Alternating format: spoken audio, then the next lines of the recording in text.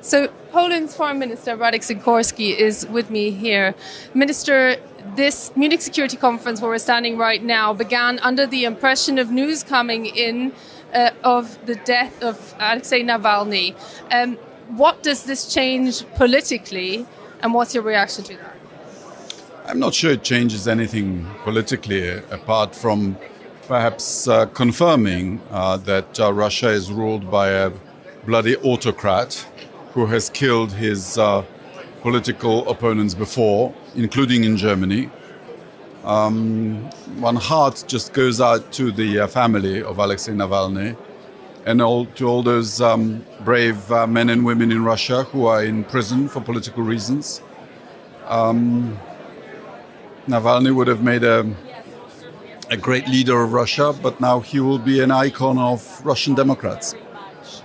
Mr. Sikorski, this Munich Security Conference also began with the US Vice President Kamala Harris just saying something which usually only every new president has to say, which is reaffirming that the United States stands ironclad with its allies, particularly its NATO allies. There is an element of insecurity after Donald Trump, of course, came out and said he would only help allies if he were to be re-elected as president if they pay up. Was this necessary today, or what's your reaction to it? I think it was useful. As you say, it's just a reconfirmation, obvious truths that we've heard here in Munich at the conference before. But as we know, America has a lively internal debate.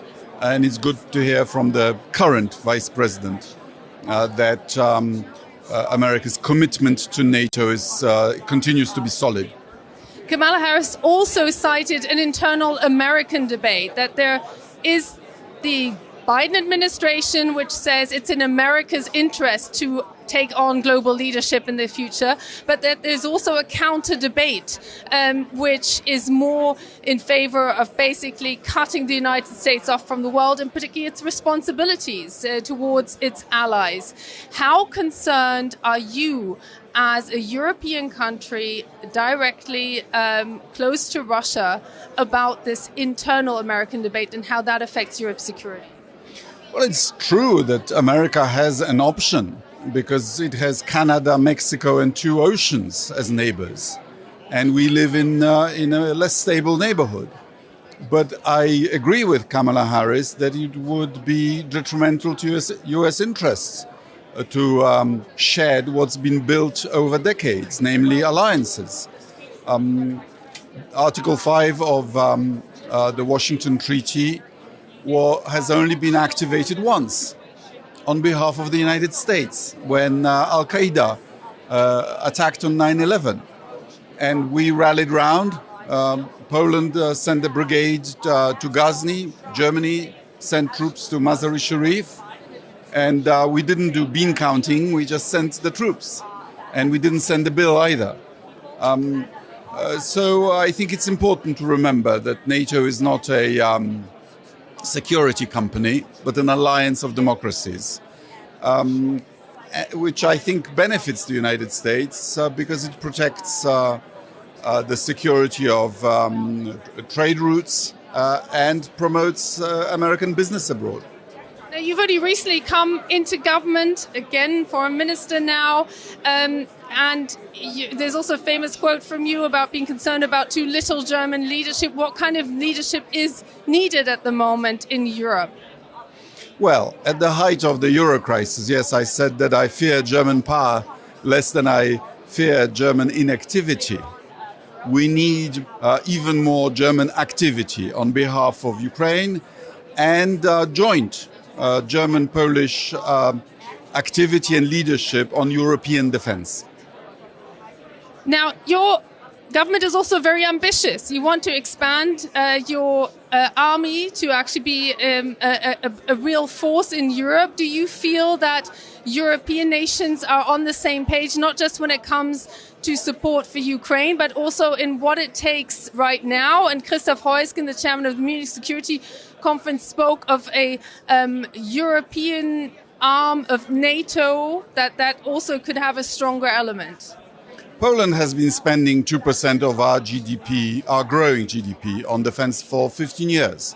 We've now gone over 3%. And if need be, we'll go higher because when Putin threatens us, we trust him.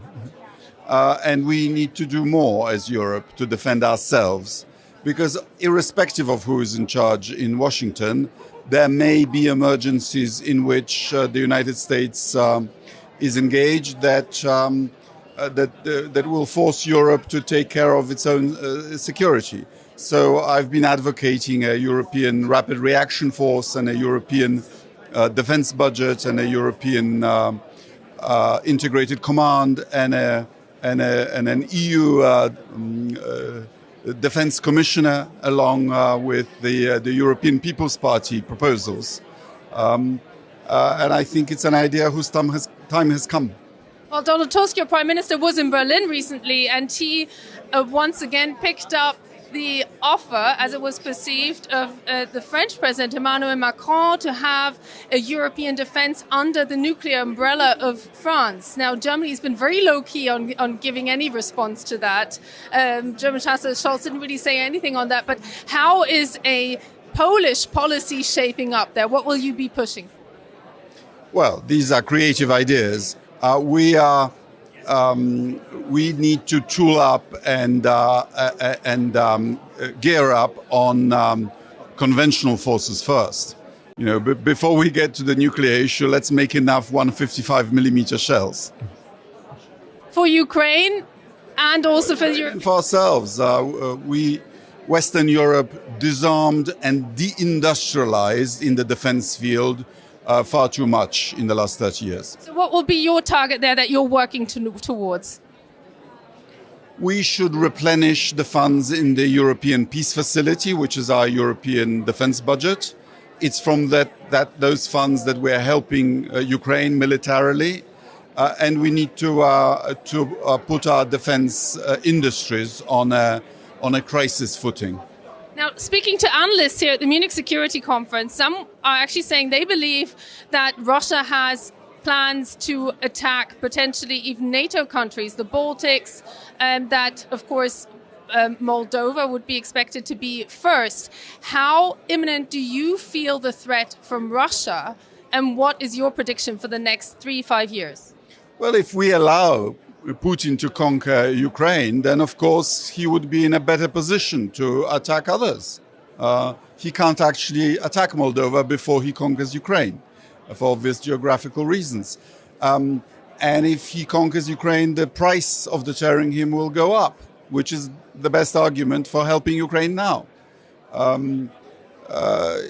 When he says he's not thinking of attacking Latvia or Poland, let's just remember that he denied that his troops took Crimea and that he solemnly denied that he had any intentions of attacking Ukraine.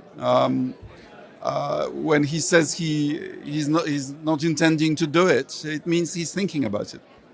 How scared do you think your European partners are of actually preparing a public or talking to a public about the investment it will potentially take to deter Russia? Because that would mean a major shift in many societies here in Europe. Well, the public is demanding, by a majority of 80%, last time I looked, a European defense worthy of the name. It's us politicians that now have to deliver it. Just finally, what's your biggest hope and your biggest fear for European security? Well, the most urgent thing is for the United States to pass the Ukraine assistance bill. And we have American congressmen here, American politicians, and this is what we need to communicate to them. And what's your worst case fear? We'll do our utmost to prevent those. Radek Sikorski, thank you very much for speaking to DW.